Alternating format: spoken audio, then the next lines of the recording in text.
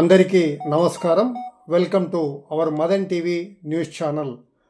నంద్యాల జిల్లా బనగానపల్లి నియోజకవర్గంలోని అవుకు పట్టణంలో నూతన రహదారుల ప్రారంభోత్సవం మరియు జనరల్ బాడీ మీటింగ్ నిర్వహించనున్నట్లు బనగానపల్లిలోని మంత్రి గారి క్యాంపు కార్యాలయంను ఒక ప్రకటనలో పేర్కొంది.